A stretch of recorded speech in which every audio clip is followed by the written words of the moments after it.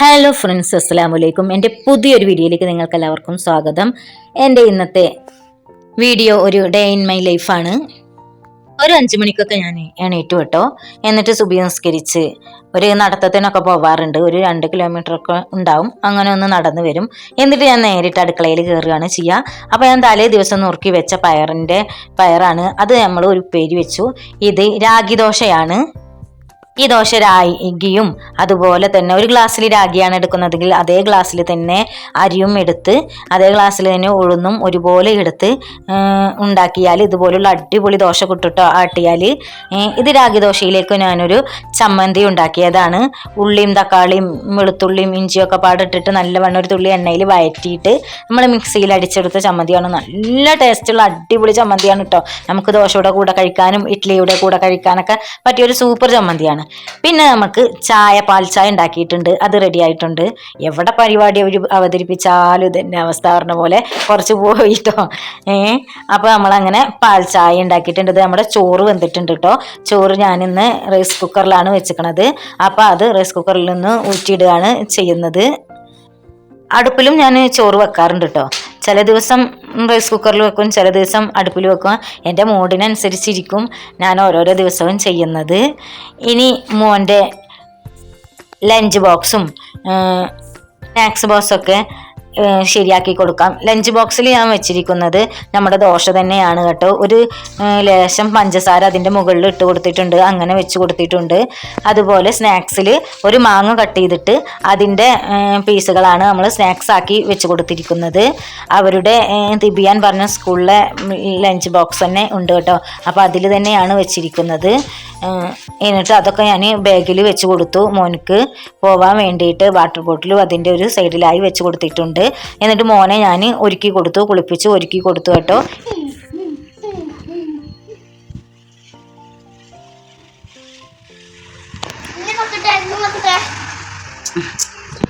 പാട്ടടിക്കാം, ഒരു പാട്ടടിക്കാം.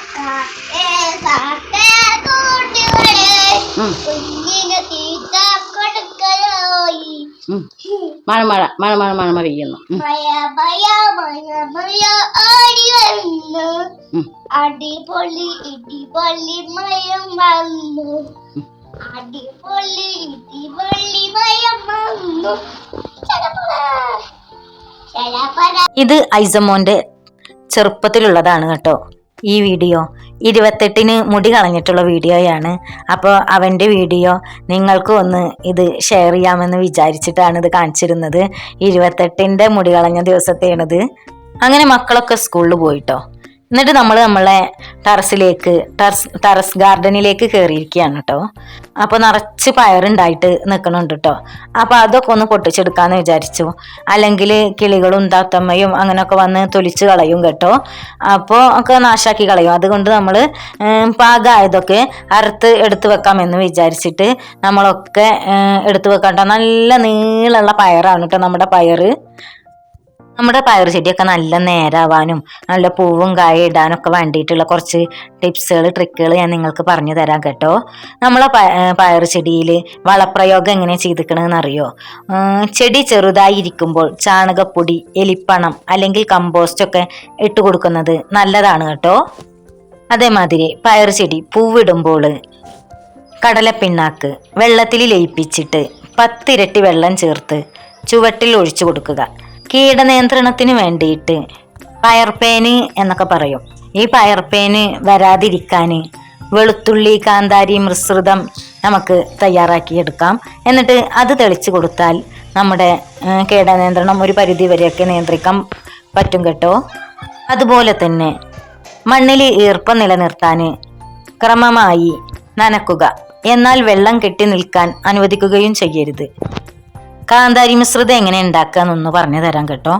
കാന്താരി മുളക് കീടനാശിനി എന്നും ഇതിന് പറയും കേട്ടോ. അപ്പൊ അതെങ്ങനെ ഉണ്ടാക്കുക എന്ന് ഒന്ന് നോക്കിയാലോ. നമ്മുടെ കുഞ്ഞ കാന്താരി മുളകില്ലേ, ആ കാന്താരി മുളക് വേണം എടുക്കാൻ കേട്ടോ. കാന്താരി മുളക് ഒരു 50 ഗ്രാം എടുക്കുക. വെളുത്തുള്ളി ഒരു 50 ഗ്രാം എടുക്കുക. ബാർ സോപ്പ് അല്ലെങ്കിൽ സോപ്പും പൊടി ആയാലും മതി കേട്ടോ. ഒരു 10 ഗ്രാം എടുക്കുക. വെള്ളം 1 ലിറ്റർ. എന്നിട്ട് കാന്താരി മുളകും വെളുത്തുള്ളിയും നന്നായിട്ട് അരച്ചെടുക്കുക കേട്ടോ. ഇത് 1/2 ലിറ്റർ വെള്ളത്തിൽ കലക്കി അരിച്ചെടുക്കുക.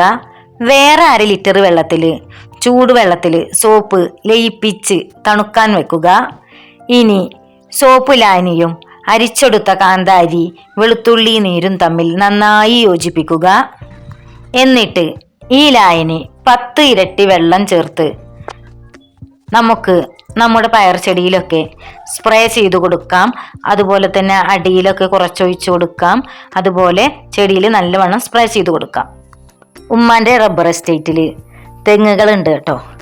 അതിൽ ഇപ്രാവശ്യം ഇട്ട തേങ്ങ ഞാൻ ഇങ്ങോട്ട് കൊടുന്നു, എനിക്ക് എണ്ണ ആട്ടാൻ വേണമെന്ന് പറഞ്ഞിട്ട്. റബ്ബർ എസ്റ്റേറ്റിൽ ഇഞ്ചിയൊക്കെ നിറച്ച് നിൽക്കുന്നുണ്ട്. അപ്പോൾ കുറച്ച് ഇഞ്ചി തയ്യും കൂടി പറിച്ചു. എൻ്റെ വീട്ടിൽ കുഴിച്ചിടാനാണെന്ന് പറഞ്ഞിട്ട് ഇമ്മയുടെ എസ്റ്റേറ്റിൽ നിന്ന് കുറച്ച് ഇഞ്ചി തയ്യും കൂടി ഞാൻ പറിച്ചുട്ടോ. അതൊക്കെ ഫുള്ള് അടിച്ചു കോരിയിട്ട് ഞാൻ ബെഡൊക്കെ കൂട്ടി വിരിക്കാമെന്ന് വിചാരിച്ചിട്ട് ബെഡ്ഷീറ്റൊക്കെ ഒന്ന് മാറ്റുകയാണ്. ഇത് ഇക്ക ഗൾഫിൽ നിന്ന് കൊടുന്ന ബെഡ്ഷീറ്റുകളാണ് കേട്ടോ. ഇതൊക്കെ ഇങ്ങനെ സ്പോഞ്ചായിട്ട് ബെഡിലിട്ടാൽ നല്ല സൂപ്പറായിട്ട് കിടക്കും, അങ്ങോട്ടും ഇങ്ങോട്ടൊന്നും നീങ്ങൂല. അങ്ങനത്തെ കുറേ ബെഡ്ഷീറ്റുകൾ ഇക്ക ഗൾഫിൽ നിന്ന് കൊടുത്തിട്ടുണ്ട്. അപ്പോൾ അതൊക്കെയാണ്. ഒരു ബെഡിൽ അത് വിരിച്ചു. 2 റൂമാണ് നമുക്കുള്ളത്. മറ്റേ ബെഡ്റൂമിൽ മോന് കിടക്കുന്ന ബെഡ്റൂമാണിത്. അതിലെ പുതപ്പൊക്കെ നമുക്കൊന്ന് മടക്കിയിട്ട് അൽമറയിൽ വെക്കാം.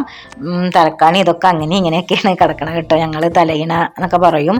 ഞങ്ങളവിടെ തലയിണ എന്നൊക്കെ പറയോ എന്നറിയില്ല. അങ്ങനെ നമ്മുടെ ഈ ബെഡും വിരിച്ചിട്ടിട്ടുണ്ട് കേട്ടോ. അതിൻ്റെ ഇടയിൽ പാത്രം മോറലൊക്കെ കഴിഞ്ഞിട്ടുണ്ട് കേട്ടോ. അതൊന്നും ഞാൻ നിങ്ങൾക്ക് കാണിച്ചു തന്നിട്ടില്ല. അതൊക്കെ ഞാൻ പെട്ടെന്ന് ചെയ്ത് ക്ലീനാക്കി ഇട്ടു. കുറേ ഭാഗങ്ങളൊക്കെ വീഡിയോ എടുത്തിട്ടുണ്ട്. കുറേയൊക്കെ എടുക്കാൻ കുറച്ചൊക്കെ വിട്ടു പോയിട്ടുണ്ട് കേട്ടോ. അത് കാരണം നിങ്ങളൊന്ന് ക്ഷമിക്കണം.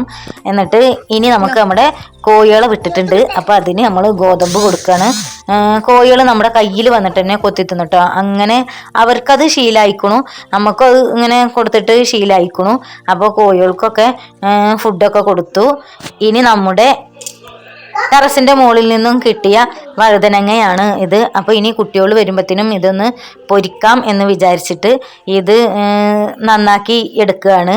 ഇത് നമുക്ക് വയലറ്റ് വഴുതനങ്ങയുണ്ട്, അതുപോലെ തന്നെ 3 തരം വഴുതനങ്ങ ഉണ്ട് കേട്ടോ. ഒരു നീളം വഴുതനങ്ങ ഉണ്ട്, വേറൊരു പച്ച വഴുതനങ്ങ ഉണ്ട്. അപ്പോൾ ഇതുപോലെ വട്ടത്തിലാണ്. ഇനി നമ്മളിത് കടലമാവും അതുപോലെ അതിൽ മുളക് പൊടിയൊക്കെ ചേർത്തിട്ട് പൊരിക്കുകയാണ് ചെയ്യുക.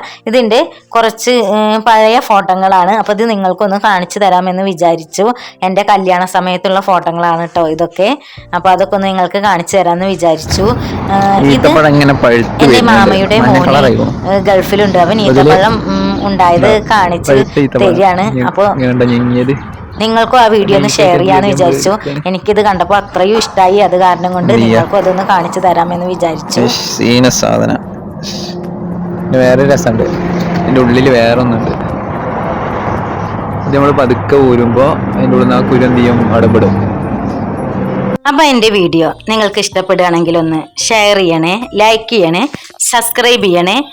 ഇതുപോലുള്ള ഇൻഫർമേറ്റീവായ അടിപൊളി വീഡിയോകളുമായിട്ട് ഞാൻ വീണ്ടും വരാം. അസ്സലാമു അലൈക്കും.